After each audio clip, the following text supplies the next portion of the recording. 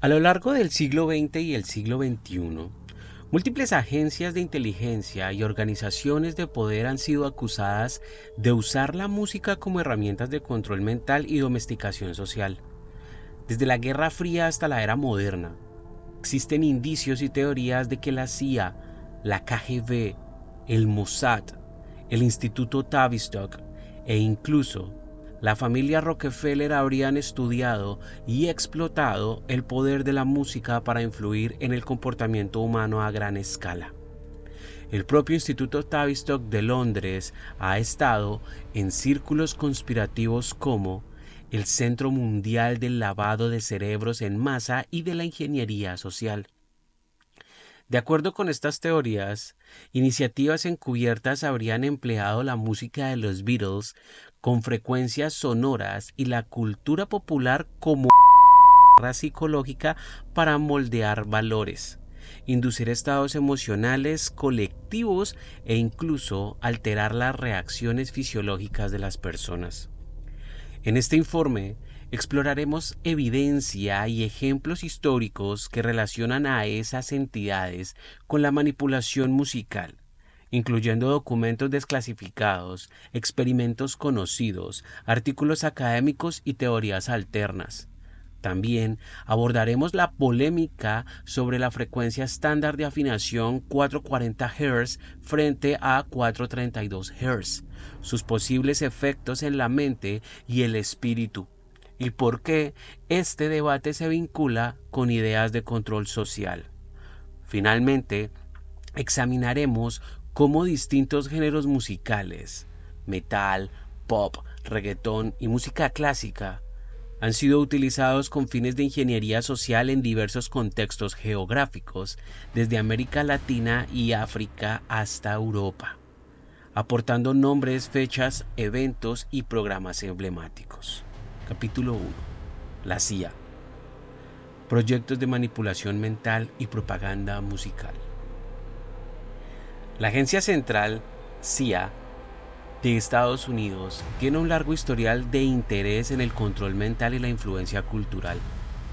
Durante la Guerra Fría desarrolló el célebre proyecto iniciado en 1953, centrado en técnicas de manipulación de la mente mediante drogas psicodélicas, hipnosis y estímulos sensoriales. Si bien se enfocó principalmente en...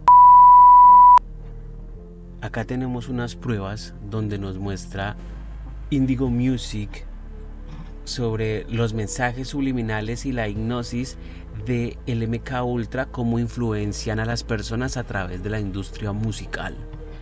Y también tenemos un archivo de que dice: las drogas alucinógenas son psicomiméticas, es decir, imitan ciertos aspectos de la psicosis. Mediante la administración de drogas alucinógenas se puede inducir temporalmente los síntomas de la psicosis y de la esquizofrenia. La mayoría de quienes consumieron drogas alucinógenas en aquella época experimentó profundos cambios de personalidad que causaron una alteración total de los sentidos. Esta generalización en el consumo de drogas y de entornos controlados no fue accidental, sino intencionada. El Instituto Tavistock había estudiado a fondo la relación que existe entre el cerebro y la conducta causada por las drogas alucinógenas. Más adelante, los hallazgos derivados de esas investigaciones se canalizaron a través de la MTV y de las emisoras de radio, empleando como vehículo canciones clásicas, temas que tenían entre 15 y 25 años, dirigido al público adulto. Esto es un archivo del usership.org que habla sobre el Instituto Tavistock. Continuamos con la lectura. Principalmente el LSD y la metodología, en una sesión paralela para el poder del sonido sobre el cerebro. Documentos históricos revelan que la CIA, en colaboración con fundaciones privadas, financió investigaciones en energía acústica con propósitos bélicos y de control poblacional. Vamos a mirar la fuente que nos arroja aquí en este momento. Son dos fuentes. La primera es de Ojomus Digipark, ORG, y es una parte en inglés que dice: The academic direction of acoustic energy researches was facilitated through grant from the Rockefeller Foundation in collaboration with the National Defense Research Council and United States Navy and evidence in the Rockefeller Foundation 1939-1944 archives. O sea, esto nos está hablando desde 1939 a 1944 la familia Rockefeller ha trabajado a través de las acústicas y la investigación por frecuencias. En este mismo archivo también encontramos la justificación que dice así: This is the greatest justification for the relationship between this activity and the Rothschild Rockefeller family's growing war investment in United States, Great Britain and Germany in terms of timing, topic matters, and foundation support. Horowitz 2010. In the end, it resulted in the adoption of a 44 Hz as the Western world's standard musical tuning. The disturbing character of this standard tuning, which is corroborated by evidence from the other sources, raises the possibility that these parties were involved in. Es decir, que sí están las pruebas en donde se arrojaron las decisiones de tomar y adoptar dentro de la música del lado este del mundo la afinación de 440 Hz. Continuamos con la lectura. Sesión paralela por el poder del sonido sobre el cerebro. Documentos históricos revelan que la CIA, en colaboración con fundaciones privadas, financió investigaciones en energía acústica con propósitos bélicos y de control poblacional. Dice por aquí: la Fundación Rockefeller, aliada a intereses militares, patrocinó durante 1939 y 1944 estudios sobre las vibraciones acústicas, incluyendo el trabajo del ingeniero Harold Boris Meyer, quien exploró cómo usar altavoces de alta potencia instalados en aviones para inducir histeria colectiva en soldados enemigos desde el aire. Dice por acá: los esfuerzos evidencian la temprana intención de convertir el sonido en una psicológica. En paralelo, la CIA entendió el valor de la música como propaganda cultural a través de programas encubiertos como el Congress for Cultural Freedom en los años 50 y 60, artistas occidentales para atraer a poblaciones tras el telón de acero. Esto es un archivo y una muestra de la CIA.gov. De hecho, la agencia financió las giras europeas de la Orquesta Sinfónica de Boston durante la Guerra Fría, utilizando la música clásica como vitrina de la libertad cultural occidental frente al bloque soviético, otro archivo de la CIA. Asimismo, emisoras auspiciadas por Estados Unidos como Radio Free Europe, Radio Liberty y, hay una palabra que no se puede decir, Voz Popular, estadounidense, Rock Pop, hacia Europa del Este con el fin de seducir a la juventud y minar la autoridad comunista que dice acá, diplomacia pública musical ayudó a humanizar la imagen de Occidente y alienar a una generación de jóvenes soviéticos de la narrativa oficial de sus gobiernos. Por ejemplo, la difusión clandestina de The Beatles en los años 60 despertó en la juventud soviética una fascinación por el rock que las autoridades no pudieron contener. En suma, la CIA convirtió la música en un vehículo ideológico durante la Guerra Fría, explorando ritmos como jazz, rock and roll y pop para ganar corazones y mentes. Más oscura fue la utilización directa de la música como herramienta de coerción psicológica y documentos desclasificados y reportes periodísticos confirman que tras el 11S, interrogadores de la CIA incorporaron la música a alto volumen en sus técnicas de no-touch torture, con detenidos sospechosos de terrorismo. En centros como Guantánamo y prisiones secretas, se reproducían en bucle canciones de heavy metal, rock e incluso temas infantiles para quebrar la voluntad de los prisioneros. Esta práctica, desarrollada a partir de experimentos de psicología en los años 50, buscaba inducir desesperación, privación del sueño y sobrecarga sensorial en los cautivos. Un informe del Senado de Estados Unidos reveló, por ejemplo, que la CIA mantuvo durante meses al detenido no voy a decir el nombre, encerrado a oscuras, forzándolo a escuchar Californication y Can't Stop de Red Hot Chili Peppers a volumen ensordecedor. Otro caso documentado, el ciudadano tanzano, tampoco voy a decir el nombre, pero es, bueno, detenido en Afganistán, fue expuesto día y noche durante un mes a la balada pop My Love del grupo Westlife, combinada con privación del sueño, una combinación que causó estragos mentales en él.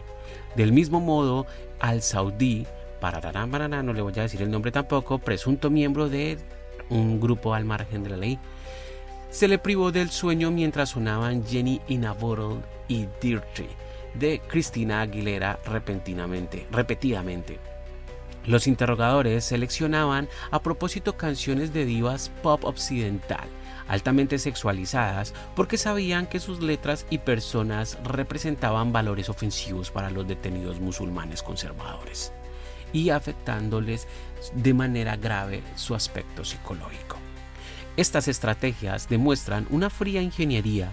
La música se empleó como de psicológica para inducir confusión, miedo, agotamiento y repulsión cultural en los prisioneros, doblegando su resistencia. La CIA y las Fuerzas Armadas estadounidenses también aplicaron música en operaciones psicológicas de campo. Un ejemplo célebre fue la operación Just Cause en Panamá en 1989, cuando el general Manuel Noriega se atrincheró en la Nunciatura del Vaticano en Ciudad de Panamá.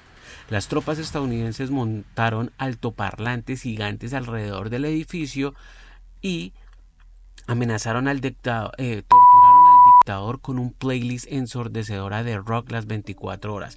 Sonaban temas como Panamá de Van Halen, I'll Fall the Low de The Clash, Welcome to the Jungle de Guns N' Roses, entre muchos otros. Dice por acá.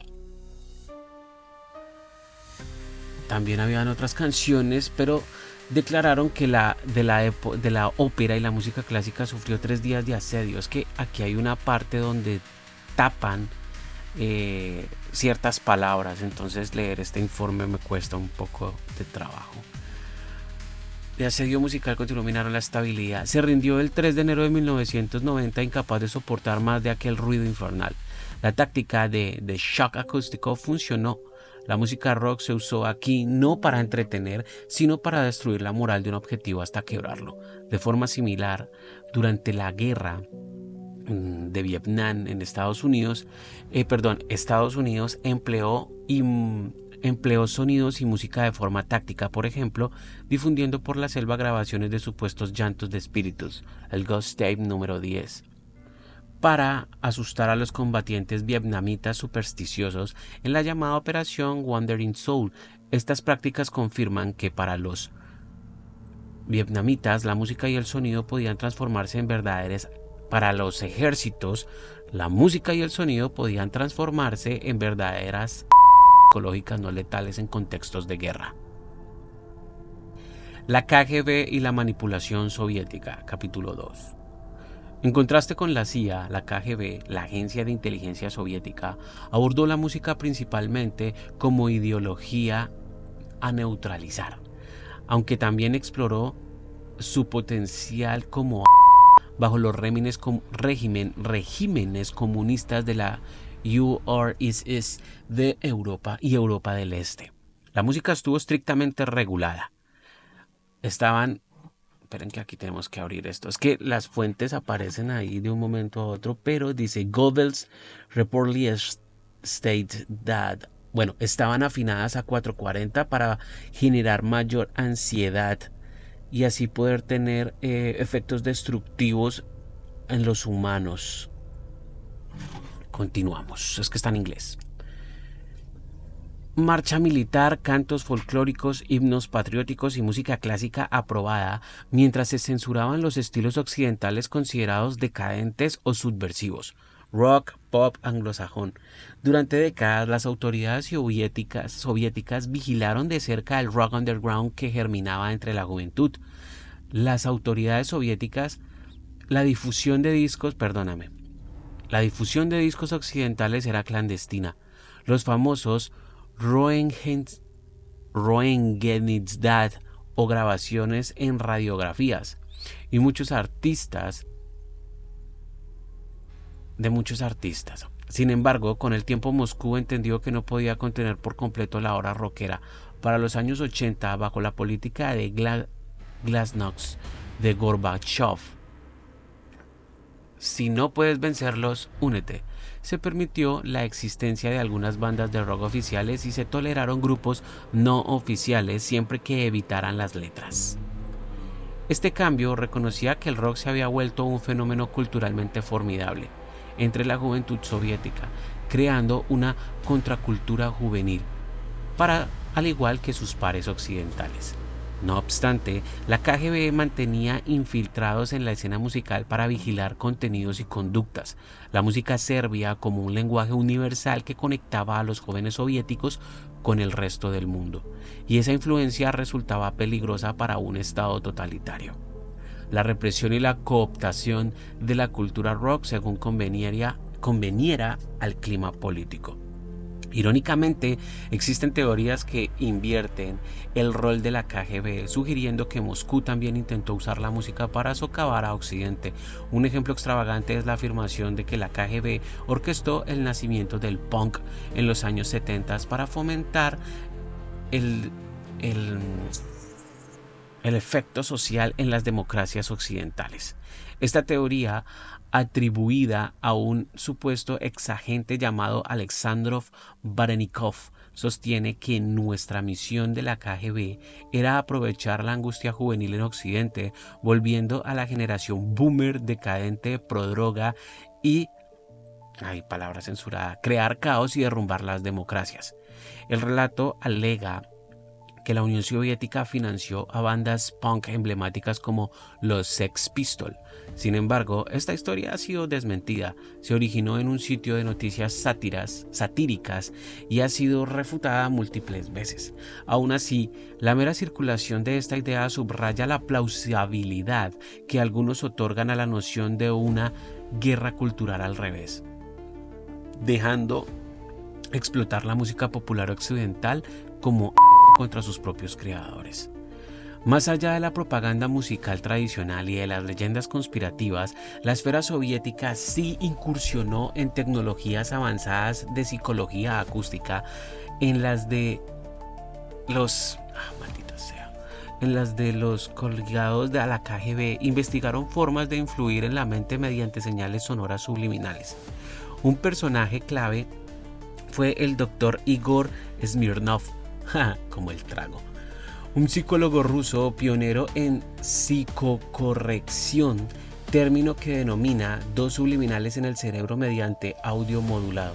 Smirnov, quien trabajó con el Ministerio del Estado soviético, desarrolló en los 80 un sistema informático capaz de analizar electroencefalogramas y luego transmitir mensajes ocultos mezclados con música o ruido blanco, alterando la voluntad de sujetos sin que estos lo advirtieran. La caída de la URSS. Esta tecnología atrajo la atención de agencias occidentales. En 1993, durante el asedio de la secta de Waco en Texas, el FBI consultó a Smirnov buscando métodos para inducir la rendición del líder David Koresh. El científico propuso Piping Subliminal Messages, transmitir mensajes subliminales de familiares de los sectarios a través de las líneas telefónicas mezclados con música. Esta idea era que generar la rendición en la mente de Koresh. Finalmente el FBI decidió no aplicar el método. Querían otras tácticas, pero el hecho demuestra que la tecnología rusa de control mental acústico fue tomada en serio por las agencias de Estados Unidos. El legado de Smirnov y otros investigadores, más allá de la censura, el bloque soviético exploró la guerra psicológica sonora a un nivel sofisticado, lo que algunos llaman psicotrópicas o de psicotronía. De hecho, Smirnov es citado como fundador de los llamados Psychotronic Weapons y registró decenas de patentes en este campo. Se cree que parte de ese conocimiento fue heredado por la actual inteligencia rusa FSB, aunque es materia envuelta en secreto. En resumen, la KGB y sus asociados gestionaron la música principalmente protegiéndose de su poder subversivo, mediante censura y control, pero también demostraron intereses en voltear ese poder en contra de sus adversarios, a través de innovaciones en manipulación subliminal. Esta dualidad reflejó las tendencias. De un modo u otro, reconocieron la música y el sonido como vectores de influencia masiva en la mente humana. El Mossad y acciones encubiertas. Capítulo 3. Cuando se trata del Mossad, Servicio de Inteligencia de Israel, la evidencia directa de uso de la música para control mental es más escasa, en parte debido al hermetismo de sus operaciones. No obstante, Israel ha estado a la vanguardia en el despliegue de armas acústicas y tácticas sonoras en escenarios de conflicto y seguridad, lo que sugiere un entendimiento claro del sonido como herramienta de coerción en el ámbito militar. Fuerzas israelíes desarrollaron dispositivos como el The Scream, un cañón sónico de alta potencia capaz de emitir pulsos de sonido dolorosos para dispersar multitudes. Estos LRAD, Long Range Acoustic Device, se han utilizado en control de disturbios tanto en Israel como en otros lugares.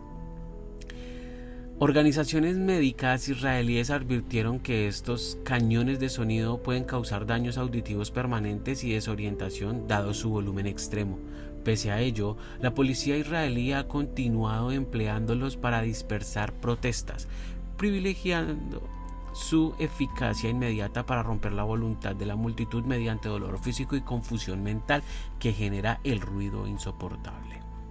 Un ejemplo notorio del uso de guerra sónica por parte de Israel ocurrió cuando el sitio de la iglesia de la Natividad en Belén en 2002, en el contexto de la segunda intifada palestina, tropas israelíes mantenían rodeados a militantes palestinos refugiados en la basílica. La situación se había estancado por días.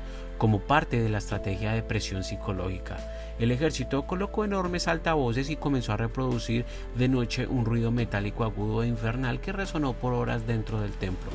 El sonido era tan intenso que hacía daño a los oídos y privaba del sueño a los atrincherados. En respuesta, los palestinos cercanos hicieron repicar las campanas de la iglesia, entablando literalmente una batalla de ruido. Con sus sitiadores, este incidente, reportado por la prensa internacional, mostró cómo el sonido también puede ser un... La operación buscaba quebrar psicológicamente a los refugiados mediante estrés acústico, un objetivo alineado con la lógica de rendición inducida, similar al caso de Noriega. Si bien en este caso no era música sino ruido industrial, la táctica proviene de la misma comprensión: el sonido extremo como medio de control conductual, forzar al enemigo a capitular por agotamiento mental. Aunque el Mossad en sí opera más en espionaje que en control de masas, es sabido que Israel ha integrado estas técnicas en sus manuales de seguridad e interrogatorio, algo que presumiblemente compartirían las distintas ramas de inteligencia. Por ejemplo, durante operaciones para capturar a líderes enemigos, se han usado altavoces con sonidos ensordecedores para o desorientar objetivos y cubrir movimientos de comandos. En la esfera de interrogatorios, organizaciones con derechos humanos denunciaron que detenidos palestinos fueron sometidos a música a alto volumen y ruido constante como forma de tortura psicológica en ciertos centros, una práctica similar a la de la CIA.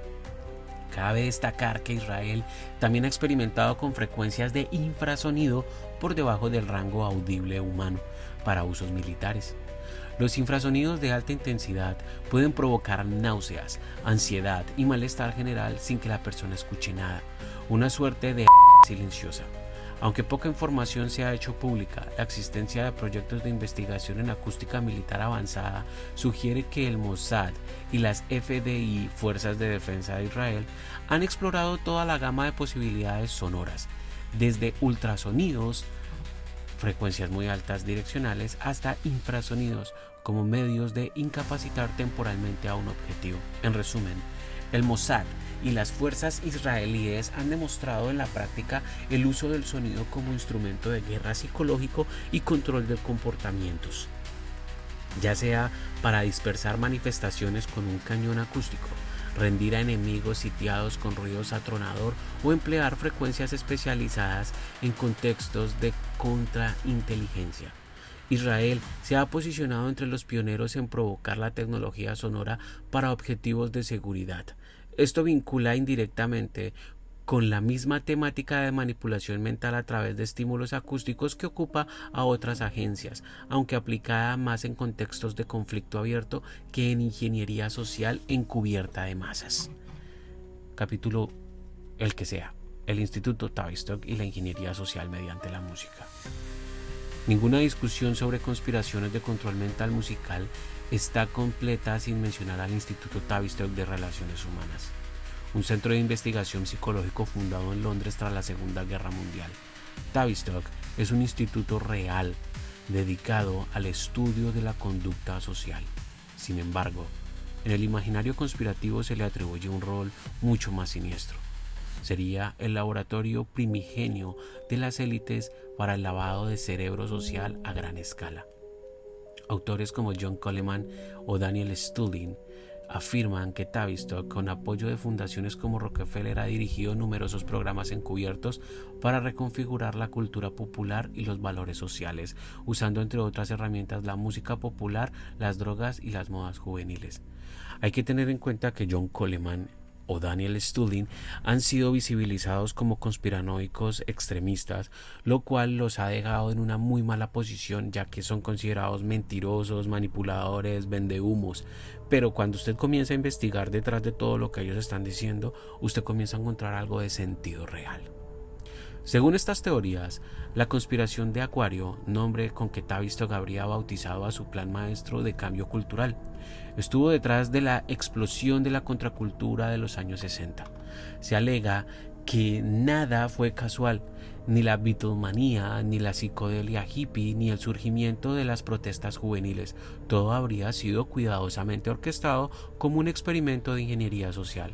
Por ejemplo, según estas teorías, la conspiración de Acuario, nombre con el que Tavistock habría bautizado su plan maestro de cambio cultural, estuvo detrás de la explosión de la contracultura de los años 60. Se alega que nada fue casual, ni el surgimiento de las protestas juveniles, ni los hippies, ni la Beatlemanía. Todo habría sido cuidadosamente orquestado. Los Beatles, el cuarteto de Liverpool que revolucionó la música popular, habrían sido en realidad una creación de Tavistock para moldear la mentalidad de los adolescentes de los 60. No hubo casualidad en la fama de los Beatles, sino un lavado de cerebro llevado adelante por el Instituto Tavistock para manejar a la población a voluntad. Los seguidores de esta teoría. Se dice que desde la letra de sus canciones a nivel mundial fueron calculados para precipitar cambios de valores, implantaron la idea de la rebelión juvenil, normalizaron el consumo de drogas y alteraron costumbres sexuales, todo con el fin último de debilitar los lazos tradicionales de la sociedad. Aquí hay una cosa que a mí me parece muy difícil, y es que esta gente siempre hace ver que la familia es como un estatuto, ¿cierto? Y cuando entra el rock, modifican ese estatuto y eso lo hacen ver como si fuera algo malo, ¿cierto? Y lo desligan y lo llevan como hacia una perspectiva en donde el cristianismo y las conductas religiosas están bien, están chéveres porque es una sociedad funcional, ¿cierto? Pero el pensamiento de otras cosas está mal porque está en contra de la religión o de los supuestos valores que dicen. Pero lo que no se centran es en ver cómo hacen que muchas de estas actitudes generen una sensación de placer en las personas porque sienten que están yendo en contra del sistema, pero lo único que están haciendo es vinculándose dentro del sistema de una manera en la cual usted no afecta más al sistema. Es decir, usted lo que hace es comportarse de una manera que pareciera que está insultando al sistema, pero usted lo único que está haciendo es meterse en un hueco donde usted jamás va a poderse rebelar del sistema, porque estas conductas los entran a la drogadicción, a la sexualización y a no respetar absolutamente nada. Y no se me refiero netamente a los papás o a los gobiernos, sino no respetarse ni siquiera entre sus mismos iguales. Entonces esto también es una cosa que me parece a mí muy difícil, porque juegan con las dos partes, pero pues, los ganadores terminan siendo la misma élite, ¿me entienden? Dice acá, ciertos autores apuntan incluso a individuos concretos detrás del fenómeno Beatle. El musicólogo Theodor Adorno ha sido señalado, sin pruebas concretas, como supuesto compositor fantasmas de muchas canciones de The Beatles, actuando bajo instrucciones de Tavistock. También se menciona que el primer representante de la banda, Brian Epstein, y otras figuras de su entorno tenían conexiones con el M16 británico o el MI6 británico, o con masones de alto grado, insinuando patrocinio de inteligencia en la gestación del grupo. Aunque estas afirmaciones carecen de sustento documental sólido y a menudo son consideradas disparatadas, forman parte del folclore conspirativo en torno a Tavistock.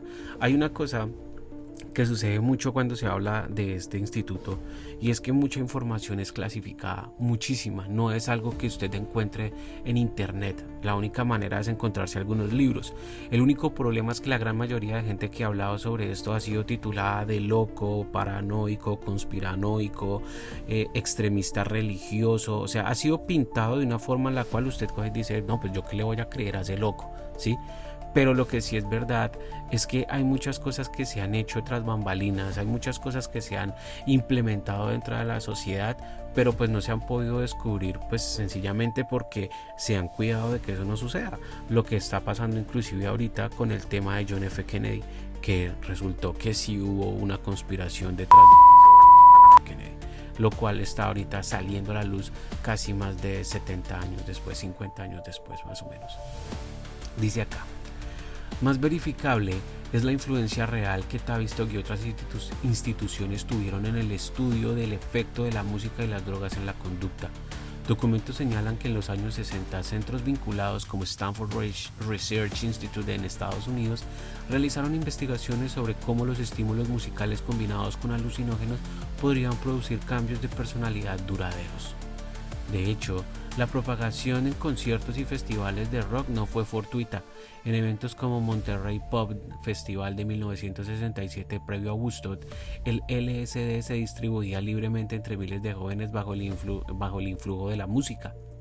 Según el investigador Daniel Stulin, este fue un experimento social deliberado. Sin saberlo, los jóvenes se convirtieron en víctimas de una experimentación social deliberada, víctimas de una experiencia en drogas. Sin saberlo, los jóvenes se convirtieron en víctimas de una experiencia con drogas planificada a gran escala, afirma, señalando que el movimiento hippie y el movimiento New Age fueron productos de laboratorios de ingeniería social. Esto tiene mucho sentido porque en esa época los únicos dueños que tenían la posibilidad del tema de la droga eran los laboratorios farmacéuticos, los grupos que vendían esto, que después se mezclaron con las mafias, y los gobiernos, los militares. Estas tres personas fueron los encargados de hacer llegar esto allá. ¿Ven? Las universidades fueron focos de prueba de distribuir y inyectar las drogas a las audiencias juveniles. Entonces sí tiene mucho sentido, porque créanme una cosa, una droga no se desarrolla, no es como que hay por allá un científico loco metido en medio de la selva que coge y desarrolla esto. Cuando usted comienza a analizar el origen de las drogas, fueron profesores universitarios que estaban buscando cosas interesantes. Pero cuando el ejército ve que esto funciona y que esto puede ayudar a sus propias necesidades, entonces hacen que esto se inyecte, y esto está muy muy bien retratado. Pero pues hay muchas personas que consideran que sus gobiernos serían incapaces y que los que hicieron la inyección de las drogas en las juventudes de los 60 fueron los mafiosos o los y no es tan así. De hecho, el también está creado por entidades e instituciones gubernamentales de diferentes lados del mundo. Continuamos por aquí, parceros. Tavistock habría estudiado a fondo la relación entre cerebro, música y sustancias psicotrópicas, hallando que las drogas alucinógenas junto con música estridente podrían imitar aspectos de la psicosis y facilitar un quebranto de la personalidad en la juventud. Con esos hallazgos, siempre según Stulin, canalizaron luego la cultura hacia ciertos derroteros, por ejemplo, fomentando en los 80 la nostalgia musical a través de MTV y emisoras de radio que repetían canciones clásicas de la juventud de generaciones mayores. Lograban evocar recuerdos emocionales infantiles y regresivos, creando un estado anímico dócil, casi hipnótico, en el público adulto.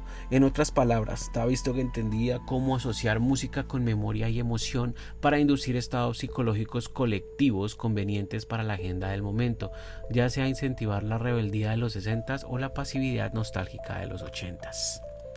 ¿Quiénes somos víctimas de la pasividad nostálgica de los 80s? Creo que ahí nos sentimos un poquito identificados, ¿no? Por eso nada nuevo nos parece genial. Todo en los 80s fue increíble. Ojo con eso, para que analicemos. Dice, si bien mucha de la narrativa en torno a Tavistock proviene de fuentes difíciles de corroborar, sí hay evidencia de la colaboración de Tavistock con entidades de poder en proyectos de comunicación de masas. En los años 20, 40, antes de formarse oficialmente el Instituto Tavistock, sus predecesores participaron en el proyecto de investigación de radio de Princeton, financiado por la Fundación Rockefeller, que estudiaba cómo los medios audiovisuales podían influir en la opinión pública y la psicología de las masas. Miren, sé que nos cuesta mucho trabajo entender y capturar, analizar y decir como esto no puede ser, esto no tiene sentido. Pero usted y yo que estamos hablando en este momento, que estamos aquí compartiendo este podcast, debemos entender que siempre hemos sido el juego de alguien que sí entiende cómo funciona este juego. Usted y yo no somos ni siquiera fichas, que es lo peor. Somos como esas hormiguitas que estamos ahí simplemente existiendo, pero no sabemos la tierra que tenemos, no sabemos el bosque en el que estamos, no sabemos absolutamente nada. Solamente somos hormigas que mueven un grano de arroz de un lado para otro todos los días. Pero esto es real, esto no es un invento. Y lograr abrir los ojos y ver esto es lo que yo considero despertar. Lograr entender qué tipos de personas son las que realmente han estado jugando con nosotros todo el tiempo. Voy a continuar.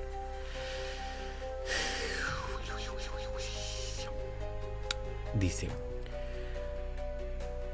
que estudiaba cómo los medios audiovisuales podrían influir en la opinión pública y la psicología de masas.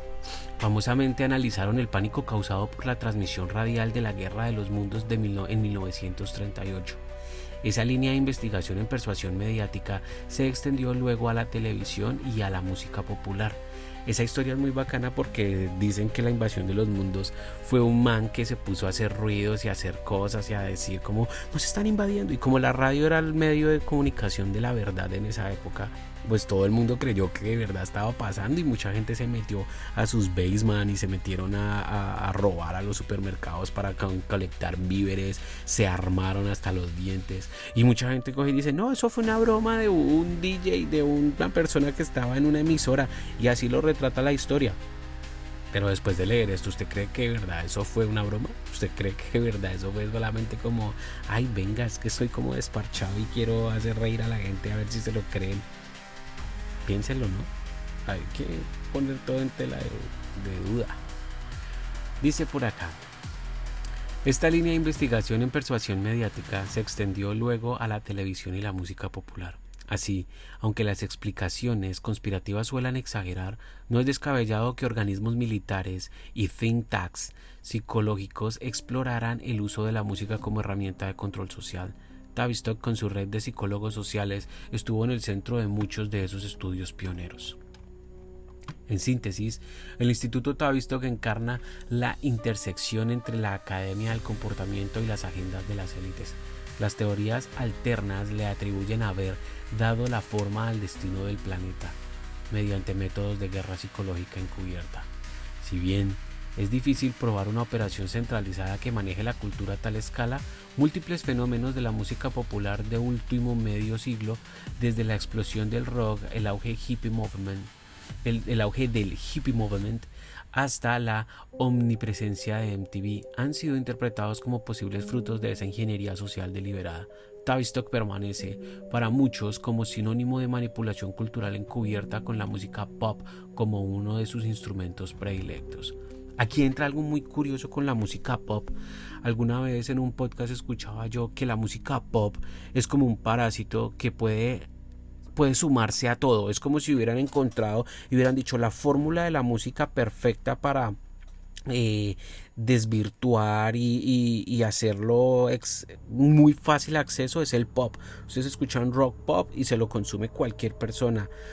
Cuando el metal adquiere el pop, se lo consume cualquier persona. El vallenato toma el pop, la salsa toma el pop, el hip hop toma el pop, el hardcore toma el pop. Es como ese ingrediente que hace que todo simplemente pierda su magia, como que lo consume, lo atrapa, lo transforma, lo parasita, para que me entiendan, y entra dentro de un mercado industrial que lo único que hace es coger y decirle a uno: todos sus ideales son pura y física moda y vamos a capitalizar esto y vamos a hacer que esto pierda su objetivo real y se convierta neta y exclusivamente en otro producto más de la masa.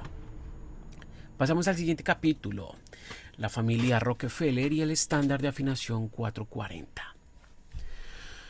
Otra pieza recurrente en este rompecabezas es la familia Rockefeller, poderosa dinastía cuya influencia filantrópica abarcó salud, educación y música.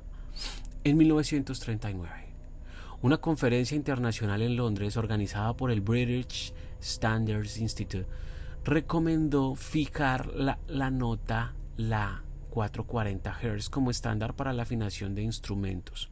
Luego, en 1955, la ISO adoptó formalmente el estándar A440 que hoy domina la música occidental.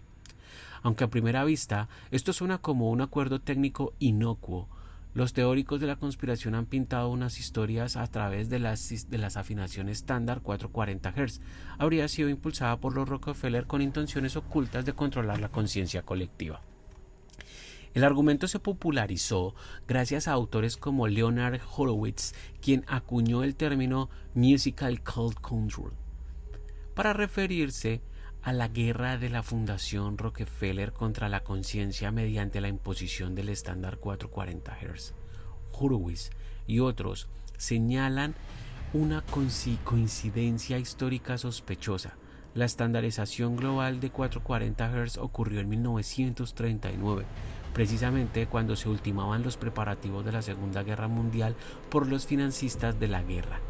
3 meses antes de la invasión nazi a Polonia, se consiguió que varios países adoptaban el 440 Hz pese a resistencias previas. ¿Casualidad? Según esta teoría, no. Afirman que los Rockefeller en Estados Unidos y los Rothschild en Europa, banqueros con fuertes inversiones en la industria armamentística, habrían promovido el 440 Hz porque descubrieron que tiene efectos psicológicos en las masas. De hecho, se alega que contrataron al ministro Joseph Goebbels, propagandista experto, para ayudar a impulsar el estándar sabiendo de su potencial bélico. Goebbels supuestamente apoyó el 440 Hz tras afirmar que esta afinación hace que la gente se sienta más ansiosa y caótica. La teoría concluye que al uniformar la música mundial en 440 Hz se convirtió la vibración sonora en una suerte de guerra invisible, capaz de generar sutilmente estrés, comportamiento agresivo o estados mentales predispuestos a ciertas reacciones de la población. En palabras de Horowitz, afinar toda la música del mundo a 440 se equivale a convertirla en una influencia masiva sobre cómo pensamos y cómo sentimos. Esto tiene mucho sentido porque Goebbels y muchísimos ejércitos utilizaron la música para sembrar ideas en la mente de las personas. Utilizaron los comerciales para sembrar ideas en las personas de que deben consumir esto. O sea, esto es algo, no es algo nuevo. Y además de eso, en esa época, esas personas de esa época no tenían la misma programación que tenemos nosotros hoy en día. Nosotros ya venimos programados desde niños. Por eso usted ve que hay niños que se vuelven adictos a ciertos videos en YouTube y ciertos videos en las redes sociales y repiten la música de las películas, la música de muchas de estas cosas. Entonces esto, cuando usted lo piensa de alguna u otra manera, no está descabellado. Dice, ¿de dónde sale esta inquietante? Espérenme que aquí hay una fuente que debemos leer. Ay, qué mierda, voy a aceptarle. ¿Cuál es el título? Música, historia de poder y sometimiento. A ver, acá dice... Aquí está, dice, ¿de dónde sale esta inquietante identidad de señalar que existe documentación histórica? Ok. Bueno, voy a intentar leerlo, es que me roba un pedacito de esta vaina. ¿De dónde sale esta inquieta? El problema de este documento es eso, que hay muchas cosas que están como tachadas, como afectadas, ¿ven? ¿De dónde sale esta inquietante idea de señalar que existe documentación histórica real sobre investigaciones acústicas financiadas por Rockefeller que dan contexto? Entre 1910 y 1940 la Fundación Rockefeller apoyó numerosos proyectos en física del sonido, psicología y música. Se conservan archivos que muestran colaboración con el Consejo de Investigación de Defensa de Estados Unidos y la Marina en temas de energía acústica aplicada al control poblacional. Un investigador financiado, Harold Burris Meyer, mencionado antes, experimentó con cómo ciertos tonos y volúmenes podían influir en las emociones de grandes audiencias. Incluso colaboró con la empresa Muzak, famosa por producir música ambiental programada para influir en estados de ánimo en fábricas, tiendas y espacios públicos. Esto es muy real, parceros, porque no sé si usted ha visto cómo funciona la música y la iluminación y el color de los restaurantes, de las tiendas de ropa, de los cines, de las películas. Todo esto tiene una finalidad y está en hacer sentir una experiencia de reacción frente a la situación. Es decir, usted cuando va a una tienda fina, usted se va arrepentido si no compró o no tuvo la plata para hacerlo. ¿Ves? O usted ve una propaganda, un video promocional de algún producto y usted dice, mierda, yo quiero eso. ¿Ven? Entonces todo este tipo de cosas son reales, no es un invento. Dice por acá, dice, un investigador financiado, Harold Burris Meyer, experimentó cómo ciertos tonos y volúmenes podían influir en las emociones de grandes audiencias. Incluso colaboró con la empresa Muzak, famosa por producir música ambiental programada para influir en estados de ánimo en fábricas, tiendas y espacios públicos. Burris Meyer luego trabajó para el Departamento de Defensa en la Segunda Guerra Mundial, probando sistemas de altavoces aéreos para inducir pánico en ejércitos enemigos. Es decir, la idea de usar sonido para afectar comportamientos en masa sí era explorada con apoyo de los Rockefeller. Tobias, un historiador, señala que Burris Meyer concluyó que efectivamente la gestión acústica de las emociones humanas era viable para controlar multitudes, lo que entusiasmó a los inversores militares. Con tales antecedentes, los teóricos sugieren que no fue coincidencia que el estándar A440 emergiera de ese mismo caldo de cultivo. Apuntan a que los ejecutivos de operaciones negras, ligados a Rockefeller y Rothschild, habrían visto en la estandarización musical una forma de prolongar sus experimentos de control en el ámbito comercial global. Al parecer, tras la adopción europea de 440 en 1939, este grupo promovió su consolidación mundial posguerra a través de ISO. Ustedes saben que ISO es la empresa que regula la calidad de las empresas y de todo, absolutamente todo. De hecho, nos han hecho pensar que ISO es la forma en la que uno sabe que algo está respaldado por investigaciones y le da seguridad de consumo, de compra, de interacción. Posguerra a través de ISO y la influencia de la industria discográfica. Los conspiracionistas citan como prueba las propias palabras atribuidas a Goebbels sobre los efectos ansiógenos de 440 Hz, así como el hecho, maldita sea, ¿por qué me roban esto? Como el hecho y experimentos así como el hecho y científicos de la época protestaron la afinación alta por considerarla dañina. El compositor Verdi, por ejemplo, prefería 432 Hz y calificó a 440 Hz de estridente. ¿Es cierto que 440 Hz daña la psique humana? La ciencia formal no lo ha comprobado. Eso es mentira porque la ciencia ya lo comprobó. Solo que no lo dejan salir al aire, malditas ratas. Expertos en musicología y acústica argumentan que no existe evidencia empírica de que 432 sea naturalmente benéfica o que 440 Hz sea perniciosa. De hecho, la diferencia sonora es muy sutil. Un semitono son 100 céntimos, 100 cents, 440 versus 432 difiere apenas en 32 cents. Operaciones académicas señalan que la afinación es convencional y su elección obedeció más a la necesidad de unificar la referencia que a otra cosa. Históricamente, las orquestas afinadas en rangos desde 4/15 en el barroco hasta 4/50 en el romanticismo tardío, y 4/40 se adoptó porque ya para 1917 la Asociación de Músicos de Estados Unidos la usaba y era un compromiso práctico.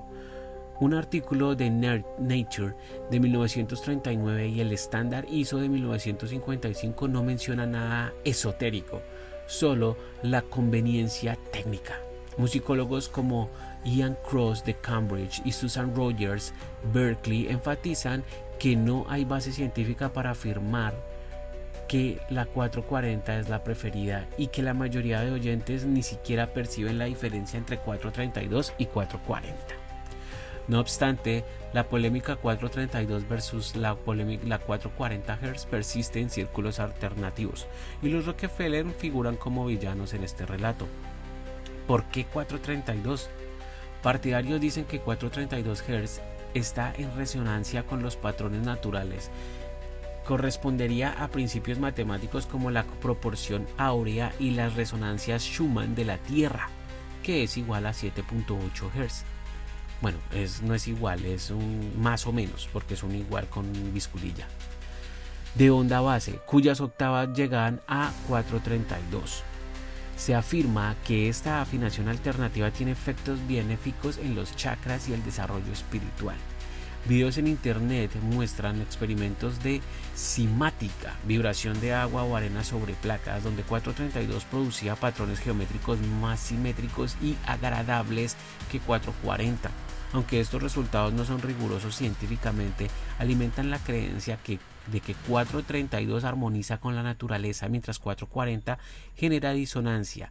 De hecho, en 1988, un comité liderado por el musicólogo Loren propuso a la ISO regresar a la 432 citando razones musicológicas y de salud vocal, pero no prosperó. Horowitz y colegas llevan esto más lejos.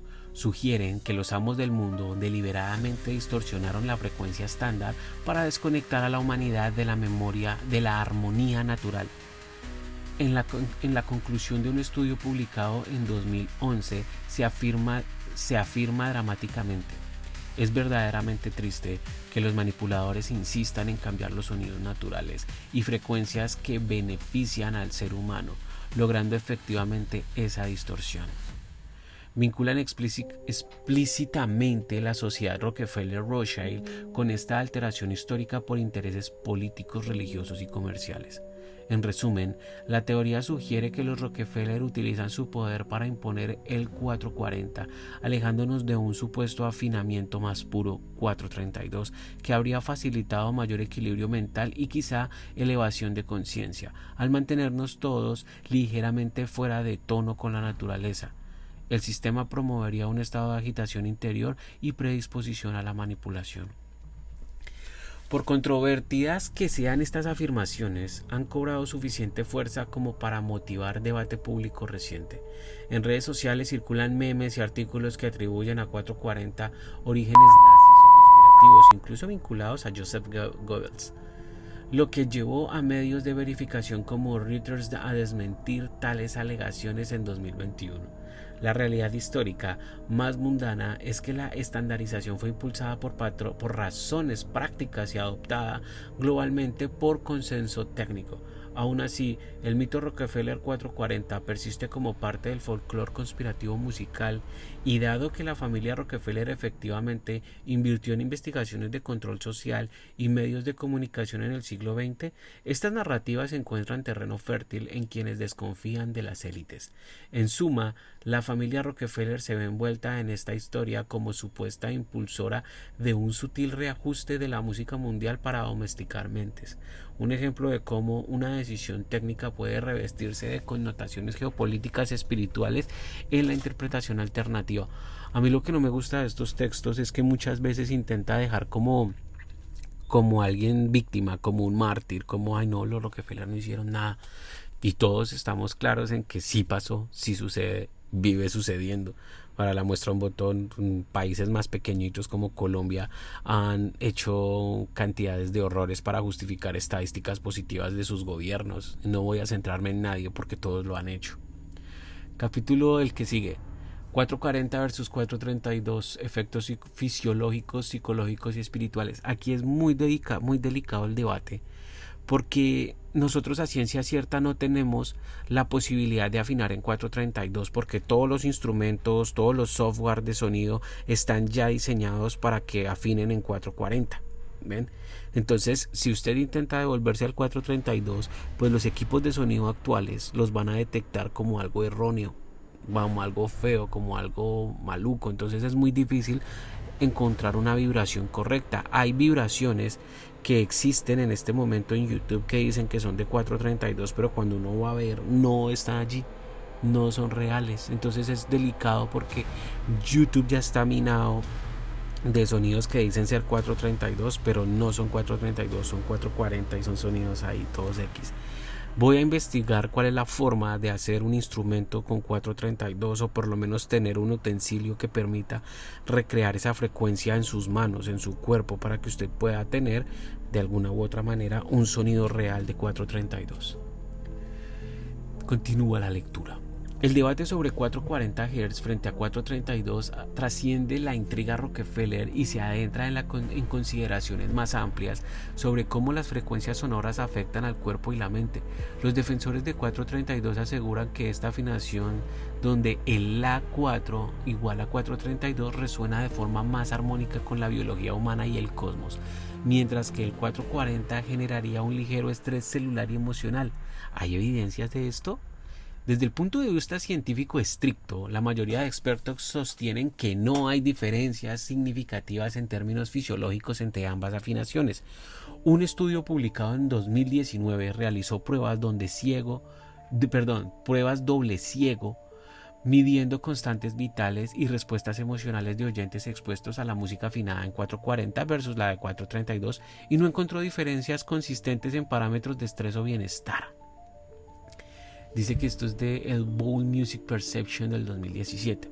Igualmente, especialistas en psicoacústica señalan que cualquier efecto relajante atribuido a 432 probablemente se deba a que es una afinación ligeramente más baja. Un tono apenas más grave suele percibirse como cálido o calmado, pero es un fenómeno subjetivo y variable persona a persona. Como dijo el profesor Ian Cross, no hay base empírica para afirmar que 432 Hz tenga propiedades místicas, ni que el universo prefiera esa frecuencia. Por otro lado, investigaciones alternas y testimonios sí reportan algunas observaciones interesantes. Por ejemplo, músicos y oyentes han descrito que al afinar en 432 perciben el sonido más pleno y relajante, notan menos fatiga auditiva e incluso ciertos experimentos con plantas y agua cristalizada han sugerido reacciones distintas bajo emisiones de 432 versus 440, aunque estos experimentos carecen de rigor necesario. También se ha estudiado la relación con las resonancias Schumann, vibraciones electromagnéticas de la actividad de 8 Hz de diferencia brecha entre 440 y 432. Podrían crear algún fenómeno de interferencia con ondas cerebrales alfa. Nuevamente, nada de esto está confirmado por la ciencia tradicional, pero alimenta la dimensión espiritual del debate. Hay un experimento que es muy interesante, parceros, y es un experimento con agua. A mí a veces me afecta mucho el tema de la ciencia tradicional, porque es que la ciencia tradicional no va a abrir una brecha y no va a permitir que algo que ellos mismos han moldeado tenga peso empírico. O sea, yo puedo llegar allá y demostrarles y hacer un año de enfrentamientos a sonidos en 432 y lo puedo mostrar, y si la ciencia empírica dice no, pues no va a pasar, no va a suceder, ¿cierto? Lo mismo ha sucedido con estudios sobre el tabaco, estudios sobre el azúcar en la sangre, sobre la radiación, sobre el asbesto. ¿Usted sabe cuánta gente se tuvo que morir para que determinaran que el asbesto era malo? ¿Y usted sabe cuántos estudios científicos hizo la ciencia tradicional para que demostrar que el asbesto era seguro? Ustedes no se alcanzan a imaginar. ¿Ustedes saben cuántos científicos han dicho que la Coca-Cola no es tan dañina como todo el mundo y que no se le puede responsabilizar de todas las enfermedades que suceden por consumir ese veneno? Entonces, esto es a lo que pasa. Cuando usted toma agua, tome el agua, busque el sonido en 432 sobre un parlante, usted puede observar el agua, la forma que toma, la forma armónica en las figuras geométricas. Y lo que mucha gente no entiende y no ve es que usted y yo en nuestro cuerpo somos 70% agua. Por ende, sí somos modificables porque el 70% de nuestro cuerpo es agua. Por ende, cada que nos exponemos a las 440, todos los días estamos siendo modificados, todos los días, independientemente de la música que a usted le guste, porque como se dan cuenta, la ISO estandarizó la afinación musical de toda la industria, en todo el planeta, en todo el mundo, a 440. ¿Ven? Por ende, no tenemos una forma real ahorita de cómo determinar cómo nos vamos a sentir si escuchamos netamente sonidos de 440 Hz, de 432 Hz, perdón. Entonces, piénselo por un momento.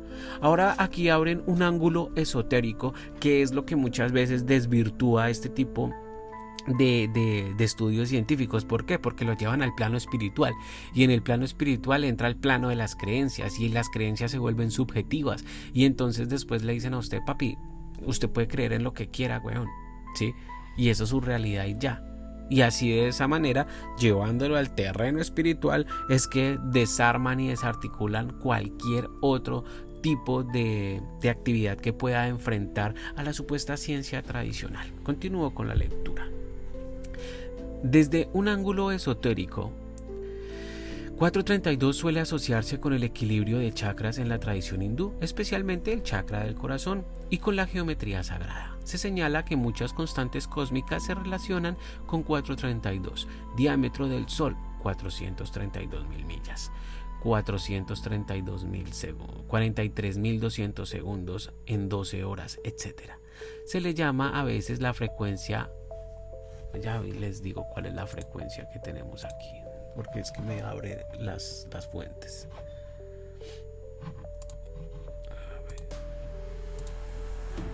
Un McDonald's coloca la música de Beethoven para disminuir ataques de antisociales. Aquí. Bueno, aquí hay como un estudio que las frecuencias de la música clásica de Giuseppe Verdi dice que abogó en 1884 por adoptar el 432 como afinación oficial en Italia, al considerar que preservaba la calidad vocal. En cambio, 440 es acusada de fomentar un leve estado de ansiedad y agresividad. Músicos de diversas partes del mundo han comenzado a lanzar álbumes grabados íntegramente en 432, orientados a la meditación y la sanación sonora. Incluso hay campañas para volver al 432, aunque en la práctica cada orquesta es libre de afinar por donde quiera. De hecho, muchas orquestas barrocas afinan en 415 y algunas sinfónicas europeas en 442 según su tradición. Entonces aquí una de las fuentes es que hay restaurantes que utilizan música en 432 para poder apaciguar el estrés de las personas que van a comer allí, para que tengan una experiencia mucho más bonita y tranquilizante a la hora de tomar sus alimentos en ese lugar. Entonces, de pronto sí funciona, amigos. En resumen, los efectos fisiológicos y psicológicos de 440 versus 432 no están científicamente comprobados de forma concluyente. Esa frase funciona en todos los aspectos. Es decir, papi, usted puede creer lo que quiera, pero yo no voy a cambiar de opinión, y como yo tengo el poder, entonces me voy a pasar por la raja del culo todos sus estudios y todo lo que usted diga, porque yo no voy a cambiar el mundo a su acomodo porque usted piensa que es así. Entonces, lo mismo de siempre. No va a pasar absolutamente nada porque ellos tienen el control y ya. Dice aquí: es posible que cualquier impacto sea sutil y más bien de orden subjetivo o cultural. Sin embargo, la discusión en torno a estas frecuencias ha cobrado un cariz filosófico y espiritual. 432 simboliza para muchos la sintonía con la naturaleza y la conciencia elevada, mientras que 440 Hz representa la imposición artificial de la modernidad industrial. Este debate en sí refleja como inconcluso Este debate en sí refleja cómo incluso en un detalle técnico de la música puede insinuarse la lucha entre armonía natural versus manipulación. Y como vimos, este tema se entrelaza con narrativas sobre control mental. Si uno cree que 440 fue impuesto por poderes con agencia, entonces preferir 432 se vuelve casi un acto de rebeldía o liberación espiritual. Capítulo siguiente. Géneros musicales como herramientas de ingeniería social. Más allá de las frecuencias, la manipulación a través de la música se ha atribuido también a la promoción o restricción de ciertos géneros musicales en distintos contextos. A continuación, examinamos cómo géneros populares, heavy metal, música pop, reggaetón y música clásica han sido utilizados o percibidos como instrumentos de ingeniería social con énfasis en ejemplos e impactos en América Latina, África y Europa. Heavy metal, rebeldía y agresión controlada.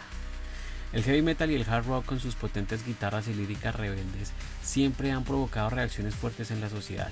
Durante la Guerra Fría, el metal occidental penetró incluso la cortina de hierro.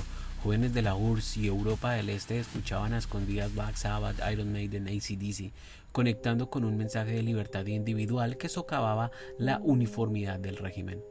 Consciente de su poder subversivo, la KGB inicialmente reprimió el metal, catalogándolo de música alienante capitalista, pero luego permitió la existencia de algunas bandas locales estatales de rock metal para canalizar la energía juvenil de manera controlada.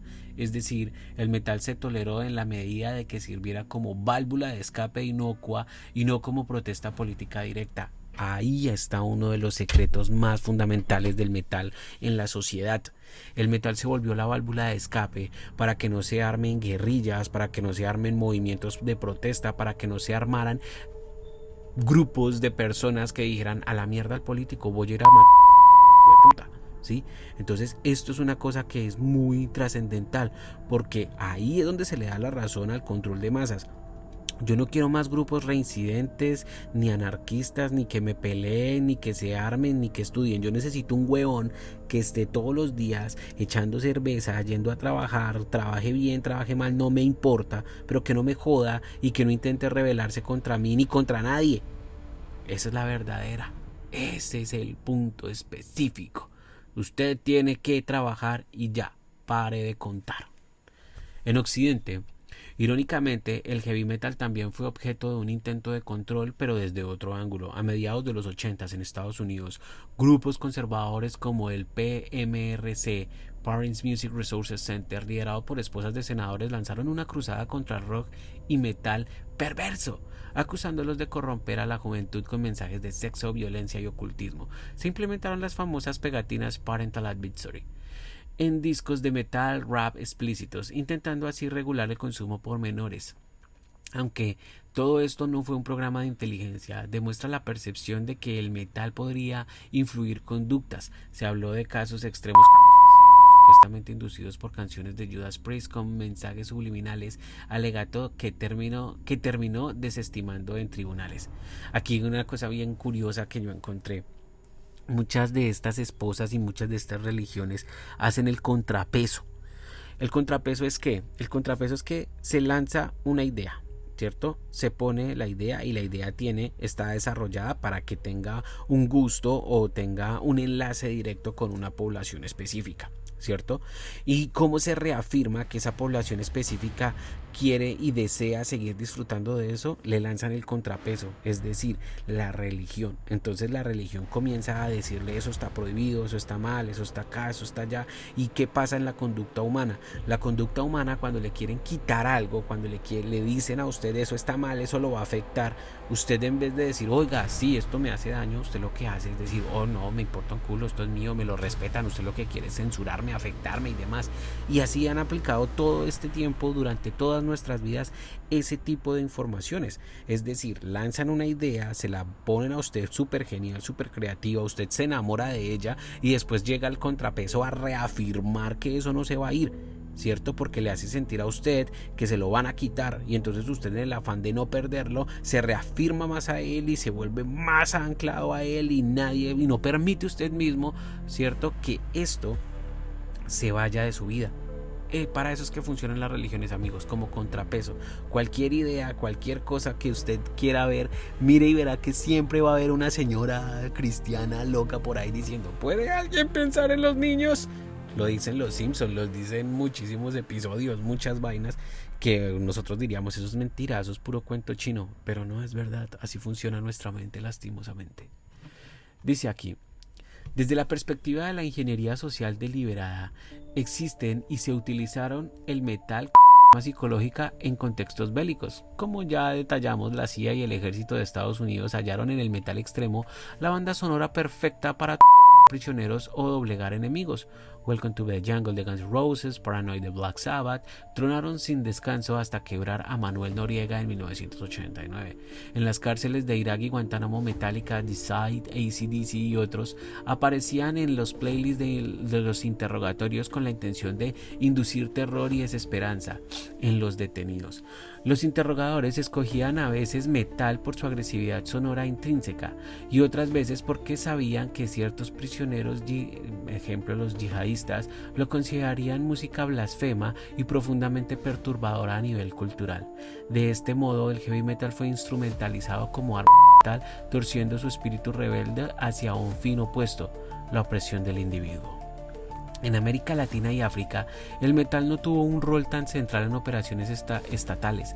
Estas regiones vivieron más la influencia de otros ritmos, pero sí, también hubo censura de regímenes autoritarios que buscaban uniformar la cultura. Por ejemplo, en los 80s, la dictadura brasileña y gobiernos militares del Cono Sur veían con recelo a las tribus urbanas metaleras y punqueras. Algunos conciertos fueron prohibidos y fans hostigados bajo la premisa de evitar contaminación ideológica.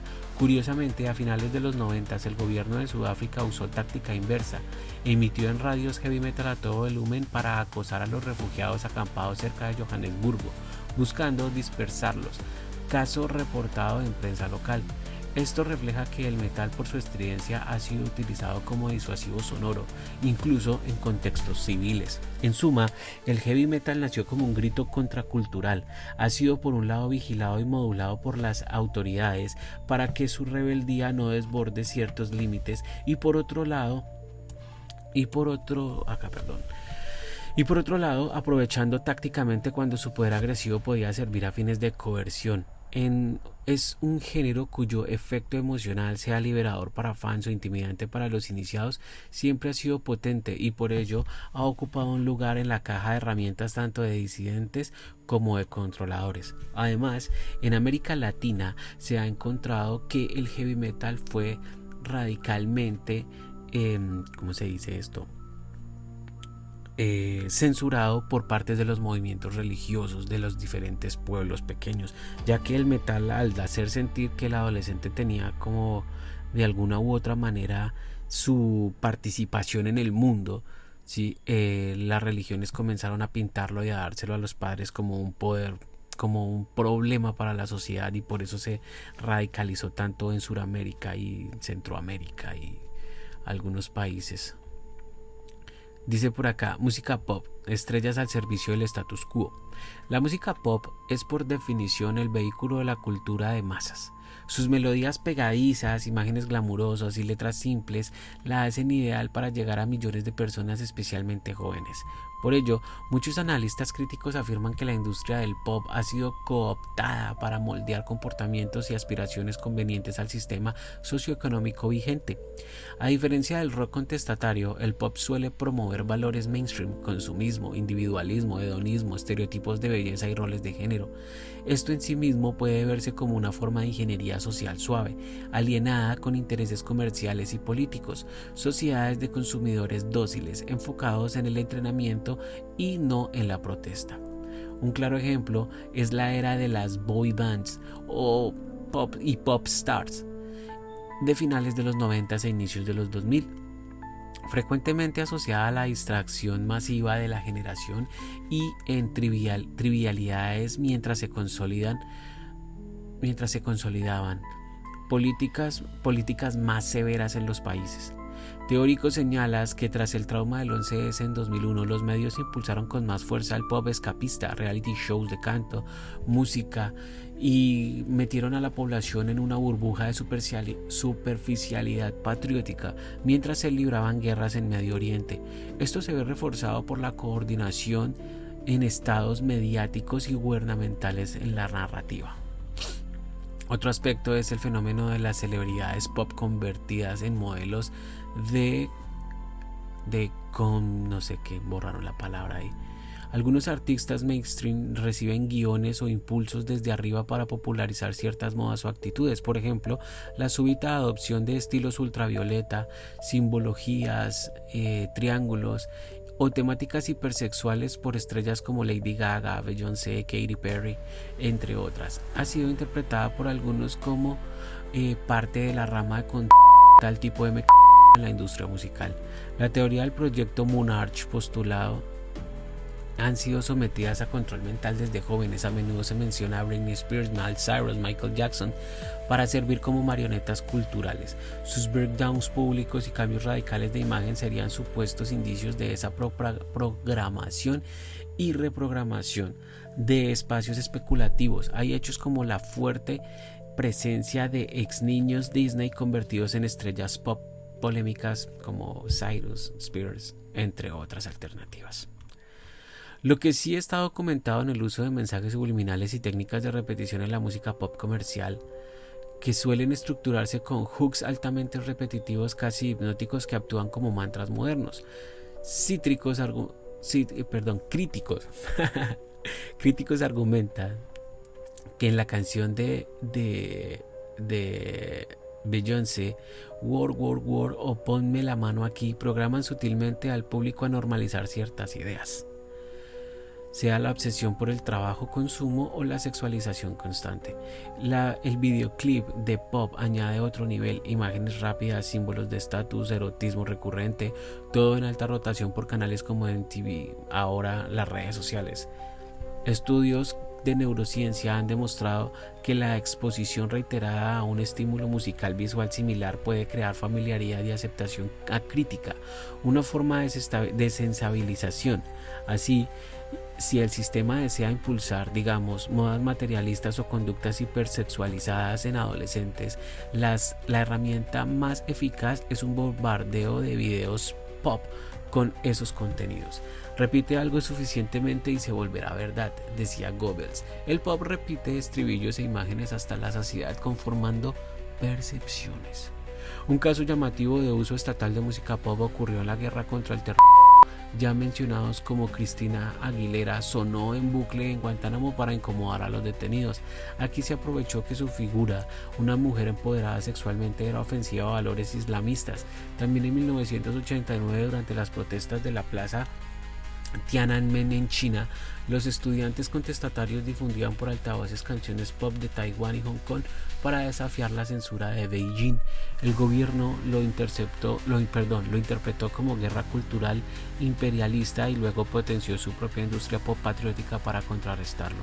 En América Latina, la música pop fue igualmente herramienta política. Regímenes autoritarios en los 70s preferían promover baladas románticas inocuas y vetar rock contestatario. En los 90s, con democracias neoliberales, se impulsó una cultura en TV panregional, Shakira, Ricky Martin, Thalía, que presentaban la imagen de una juventud latina globalizada, estilizada, despreocupada en los problemas locales. Esto coincidió con políticas de apertura de mercados y puede verse como un intento de homogeneizar aspiraciones juveniles, famosos, sensuales, consumistas, a tono con la globalización. Resumiendo, la música pop, si bien no nace como proyecto de inteligencia, ha sido favorecida, moldeada y explotada por los poderes fácticos para ordenar la conducta social hacia la conformidad, ya sea mediante la creación de ídolos diseñados para capturar la atención de las masas, la difusión de mensajes convenientes o la omisión de mensajes críticos en sus letras, o incluso su uso directo en operaciones psicológicas. El pop reina como la banda sonora del status quo. Su pegajosidad es en la sociedad del espectáculo. Nada domestica más que un buen estribillo tarareable. Reggaetón, ritmo, polémica y control cultural. El reggaetón surgió en el Caribe en los 90 y globalizado en el siglo XXI. Es un caso de estudio fascinante de cómo un género puede ser percibido como herramienta de control social, especialmente en América Latina. Con sus letras explícitas de sexo y fiesta y su pegajoso dembow rítmico, el reggaetón ha sido acusado por críticos de empobrecer el gusto musical y promover los valores más ruines. Detractores argumentan que fomenta consumismo ostentoso, hipersexualización de la mujer, apología de conductas delictivas, narcocultura y una obsesión por el placer inmediato. En otras palabras, que condiciona negativamente a la sociedad, en particular a la juventud, glorificando estilos de vida vacíos e incluso antisociales. Algunos intelectuales van más allá y sugieren que la popularidad arrasadora del reggaetón no es del todo orgánica, sino apoyada por un aparato de propaganda gigantesco, consciente e inconsciente, a su favor en los medios. Señalan que las grandes discográficas, muchas con sede en Estados Unidos, invierten fuertemente en difundir reggaetón en los mercados latinoamericanos y españoles, porque es rentable y mantiene al público enganchado en contenidos poco desafiantes. En Cuba, por ejemplo, comentaristas han sugerido que inundar la isla de reggaetón puede ser una forma de colonización cultural, desviando a los jóvenes de preocupaciones políticas hacia el baile y el perreo. Tanto es así que en 2012 el gobierno cubano, Instituto Cubano de la Música, anunció medidas para prohibir o al menos frenar la difusión del reggaetón, calificándolo de vulgar y mediocre, una amenaza a la riqueza cultural del país. Esta inusual censura musical en pleno siglo XXI refleja la percepción de las autoridades cubanas de que el género tenía efectos sociales indeseables, asociándolo incluso a una estrategia foránea de degradación moral de la juventud. Similares críticas se oyeron en Puerto Rico, cuna del género, donde a inicios de los 2000 políticos intentaron legislar contra el perreo por razones de salud pública y orden social. Para algunos analistas, el reggaetón encaja en una hipótesis más amplia. Tras el fin de las ideologías utópicas de AIL, se propulsó una cultura pop urbana centrada en dinero, sexo y ego. Gasolina de Daddy Yankee literalmente es una oda metafórica al combustible de dinero que mueve la fiesta. Esto mantendría a amplios sectores juveniles distraídos de problemáticas como la desigualdad, la corrupción o la lucha política, enfocándolos en cambio en la autogratificación. Es notable como en países con altos conflictos sociales la música más sonada en barrios populares suele ser reggaetón o géneros similares, trap latino, funk brasileño, cargados de letras de escapismo o delito normalizado. Algunos teóricos apuntan a que Estados Unidos vio con buenos ojos la exportación masiva del reggaetón, porque difundía valores funcionales a la expansión del mercado, consumismos ostentosos, marcas, coches, joyas en videoclips, derribo de tabúes sexuales, útil para industrias de entretenimiento y despolitización de la juventud. Sin embargo, cabe matizar que el reggaetón también ha tenido lecturas emancipadoras para comunidades afrodescendientes y pobres del Caribe. Fue una voz propia que retó las normas elitistas, por eso chocó con gobiernos como Cuba, que lo vieron vulgar. Muchos artistas han usado su plataforma para visibilizar realidades marginales. No toda su influencia es uniformemente negativa o dirigida por las élites, pero es cierto que la maquinaria comercial abrazó al reggaetón y lo convirtió en omnipresente, dejando poco espacio mediático a músicas alternas con mensajes más críticos. En conclusión, el reggaetón ejemplifica cómo un género puede volverse fenómeno masivo planetario, con implicaciones sociales profundas. Para unos es simplemente éxito porque es pegajoso y la gente lo pide. Para otros es casi una conspiración desde arriba para embrutecer a la población joven. Lo incuestionable es que sus ritmos repetitivos e hipnóticos funcionan casi como dominación sonora. Allí donde suenan sin parar, discotecas, radios, campañas publicitarias. Impone modos de baile, jerga y actitudes. En zonas de América Latina, también en comunidades de inmigrantes en Europa, ha redefinido la cultura juvenil, herramienta de control o simple moda. Probablemente algo de ambas, control a través de la moda. El reggaetón muestra que no siempre se necesita alta tecnología ni mensajes subliminales para domesticar conciencias. A veces un beat bailable y la promesa de sexo, baile y poder son suficientes para captar la mente colectiva. Música clásica, de la propaganda al arma silenciosa. La música clásica, a priori, parecería el polo opuesto de todo lo anterior. Se asocia a alta cultura, refinamiento, orden. Sin embargo, también ha sido utilizada históricamente con fines de control social y psicológico, tanto de formas explícitas como sutiles. En regímenes autoritarios del siglo XX, la música clásica fue a menudo cooptada como propaganda nacionalista.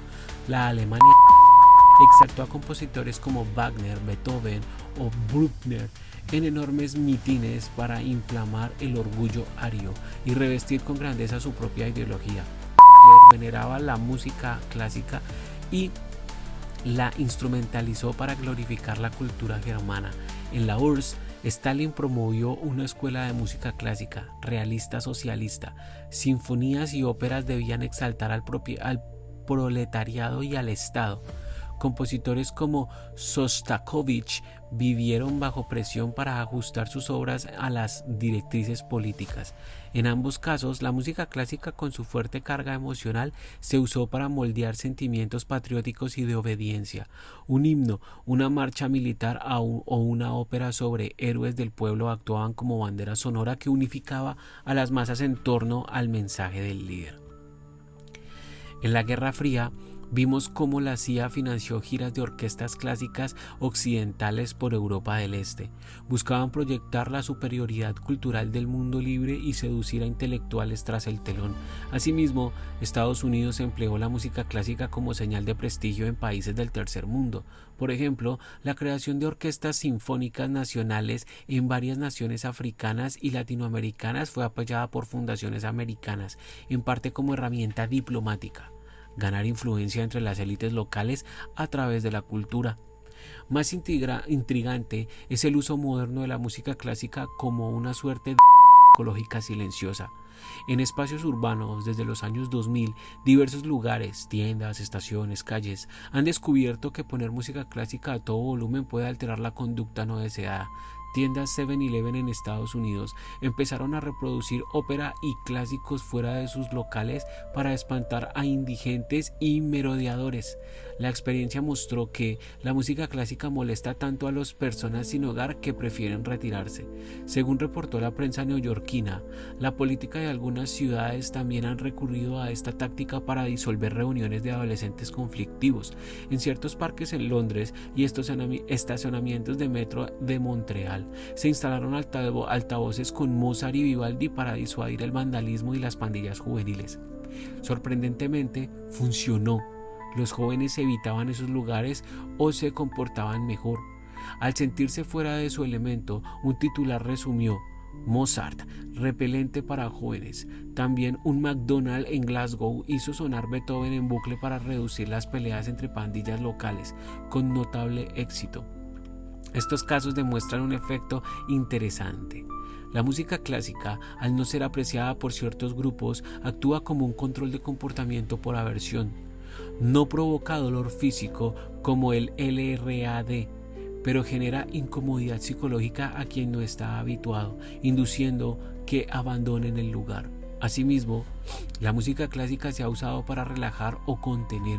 En algunos hospitales y estaciones de transporte se ponen piezas barrocas suaves para aplacar la ansiedad de multitudes.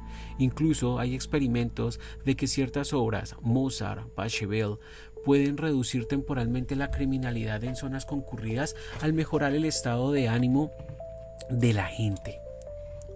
En África, durante la colonización, la música clásica europea se enseñó en misiones y escuelas como parte del proyecto civilizatorio, buscando domesticar gustos musicales locales e inculcar obediencia a la cultura del colonizador.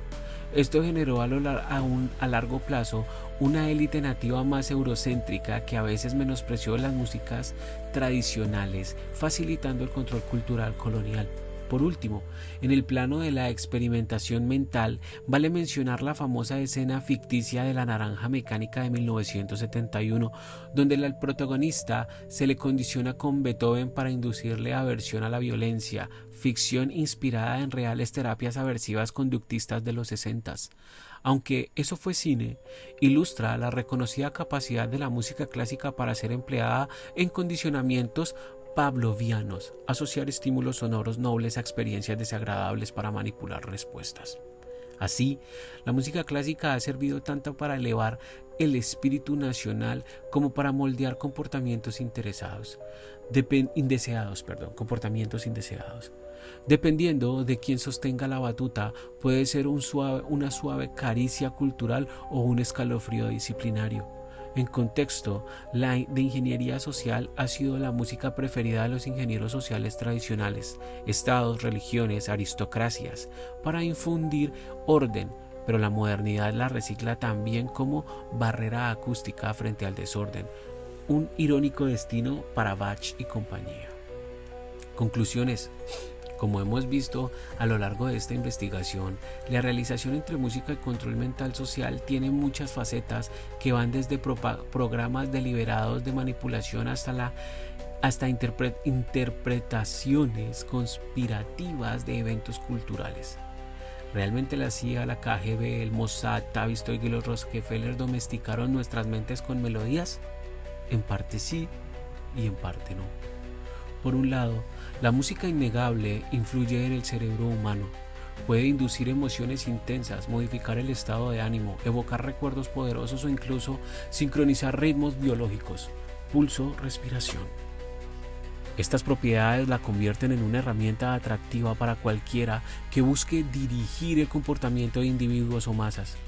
Los ejemplos presentados muestran que gobiernos y agencias de inteligencia han explotado activamente el poder de la música, ya sea como propaganda ideológica, rock contra el comunismo, himnos patrióticos, giras culturales, como coacción psicológica, con música, tácticas de asedio, control mental e implantación de ideas, o como sutil forma de ingeniería de hábitos, imponiendo modas musicales que inculcan ciertos valores y sofocan otros, dejando a adolescentes vacíos, ansiosos, depresivos y totalmente sin deseos de nada para su vida. Asimismo, hay evidencia e investigación tecnológica en usar el sonido para influir en la mente, experimentos de mensajes subliminales acústicos, armas sónicas de disuasión, estandarización de frecuencias potencialmente ligadas a objetivos encubiertos. Documentos desclasificados y estudios académicos confirman que durante el siglo XX hubo financiamiento militar y de inteligencia para entender y aprovechar la acústica con propósitos de control.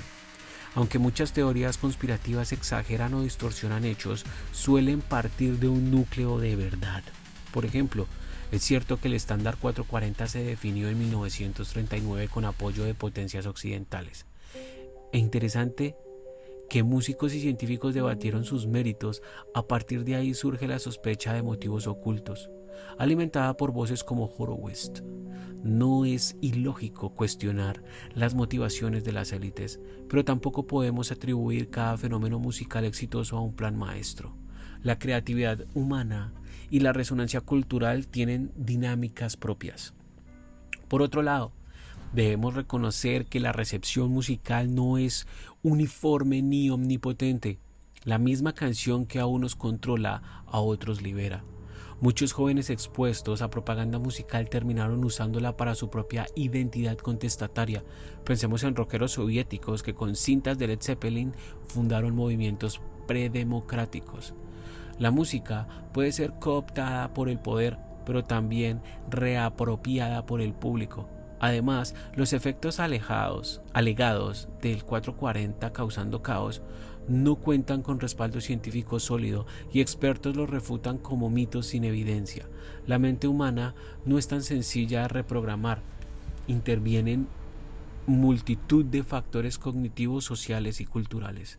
Pero para nadie es un secreto que nuestra cultura y nuestros jóvenes y nuestros adultos están siendo víctimas de una cantidad inquebrantable de efectos psicológicos, físicos y espirituales. O mire a su alrededor los tipos de personas que aparecen en las redes sociales. En las regiones foco de nuestro interés, América Latina, África y Europa, hemos visto casos concretos. En Latinoamérica, la imposición cultural de géneros como el reggaetón o el pop plastificado fue interpretada como neocolonialismo cultural, mientras que ritmos con potencial contestatario fueron marginados o neutralizados. En África, la colonización musical clásica y luego la dominación del pop occidental también jugaron rol en la aculturación. En Europa, las guerras ideológicas hicieron de la música terreno de disputa este-oeste y hoy la batalla es más sutil. Ejemplo, Rusia acusando a Occidente de usar la degeneración musical para erosionar valores tradicionales, mientras Occidente denuncia la propaganda patriótica rusa. La música sigue siendo y escudo en la geopolítica moderna. En conclusión, existe un hilo conductor histórico que une a agencias de inteligencia, institutos de psicología social y familias influyentes en torno al uso estratégico de la música. Todas estas entidades, de un modo u otro, han intentado tocar las teclas correctas, literal y figuradamente, para obtener respuestas deseadas del público, a veces con la sutileza de una nota casi inaudible, subliminal, otras con la crudeza de un acorde atronador, sonora. La evidencia recopilada sugiere que estas prácticas han sido reales en cierta medida, aunque envueltas en secreto y mezcladas con especulación.